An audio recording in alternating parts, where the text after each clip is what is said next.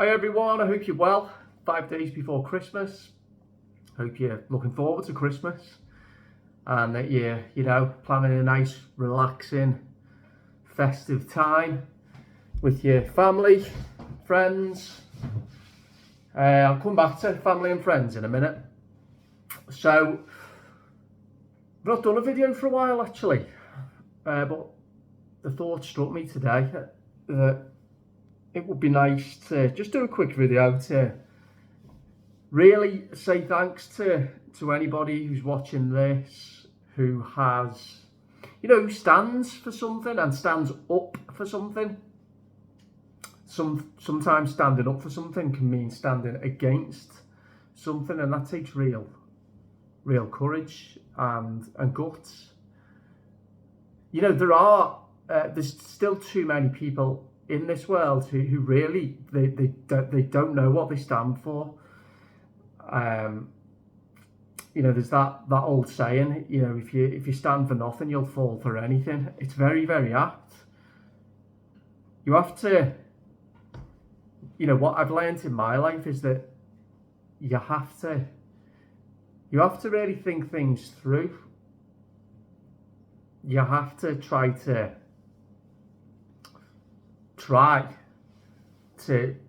pursue some kind of purpose in your life, no matter how hard it is to discover, or partially discover at least, what it is that you do stand for, or that you would like to stand for, to discern what's right and what's wrong, and to see the difference between truth and lies, light and dark. And again, it's a sad fact that we're surrounded, all of us, by lots of people who really have shown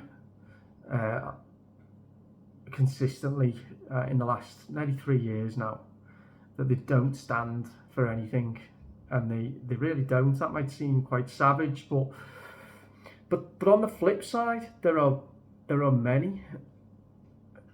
We're smaller in number, but we're powerful, because there are many who really do, who are resolute and strong, intelligent, emotionally intelligent, and they're part of that select group of people who have stood firm, who've pushed back, stemmed the tide of rising tyranny, who have, in many cases, risked so much to defend those values of country, of society, and of humanity. I talk about those values a lot.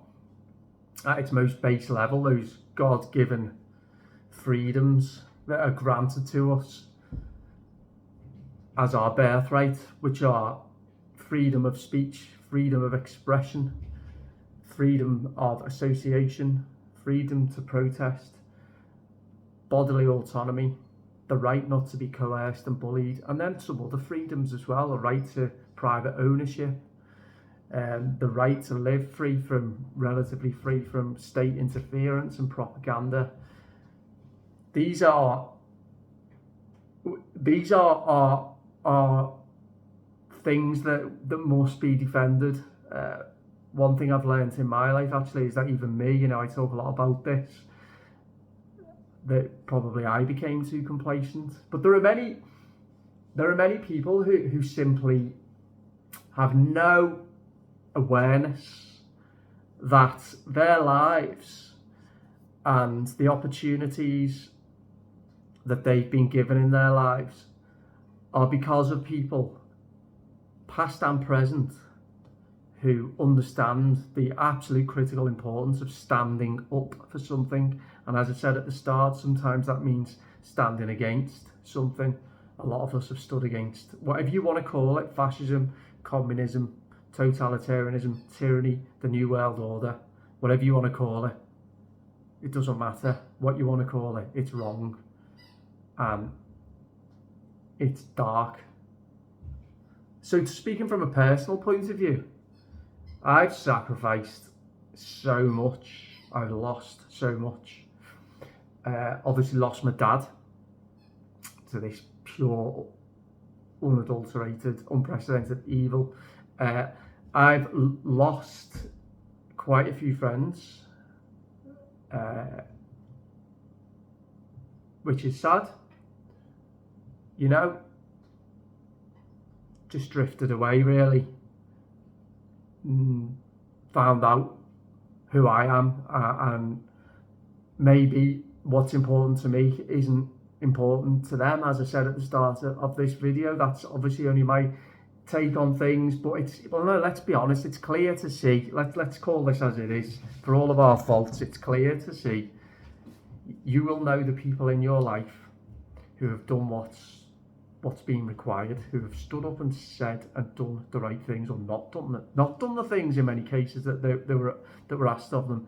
You'll know the ones who fall into that category, and you'll know the ones who really did, and you've probably developed a much deeper connection with those, and they are much fewer in number. We are at a point now in this saga, in this process, I don't know what else to call it, whereby the world is aware of what's going on in great numbers actually. Very few are the people who believe certainly the COVID bullshit, and more and more connecting all the dots up.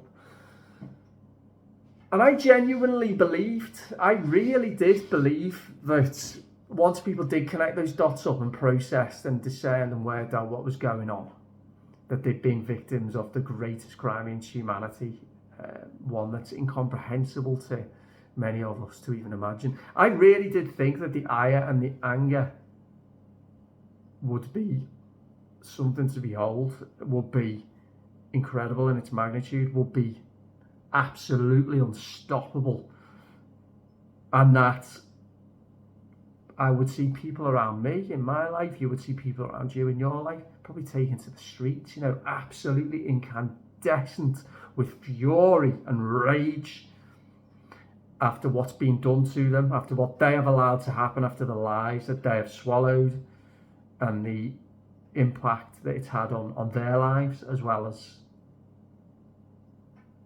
you know, all of us really. Yet that hasn't happened, has it? I remember doing a video for this channel probably over 2 years ago, the early days of The Imperfect Individual, where the content was about what's a worse situation to be in. Is it a situation whereby there's this huge lie that most people believe, and you're trying to convince people, you're trying to show them that it's a lie and they won't believe it? Is that worse? You know, kind of the buy-in and the belief in the lie, or is it worse for those same people to wake up to the lie, yet still kind of go along with it? And let's be honest, people, all you can hear in society now is this deafening silence, intolerable, kind of excruciating silence. It's the silence of regret. It's the silence of anxiety. But that, it's not the silence of anger, because, you know, anger can be silent, but it's not anger. It's inertia, it's anxiety, but it's also there's a large element of amnesia. You know, people, they know, they know, and they want it all just to go away. And just as they buried their head in the sands and went like that, as we were talking to them, cajoling them, trying to show them, and trying to speak to them about what we thought about what was going on, which was right. Now, the same people, they don't want to know, they don't want a discussion, they don't want any acknowledgement, they don't want any reflection, even though I think they are in turmoil. I think they're churning up inside. But don't forget, they are weak people. I'm not necessarily saying they're bad people. They're not good people. I'm not necessarily saying they're bad people. But they're weak people, cowardly people, who can't have a conversation, who didn't listen to us. Many of the people I know literally haven't listened to a word I said. Nothing. I couldn't have a conversation. I'd sometimes say things and it's just the glazed look. You know what it's like, the blank look in the face, nothing going on. And now that they have finally realised that we were right, and it's not about us being right, it's about what is right and what's wrong. It's not about me being right. It's not on a told you so. But now they realise that what we were saying was right, they don't want to go there. And again, it's this sleepwalking into this hellhole of a society where their children will be left with nothing but surveillance, control, coercion, propaganda.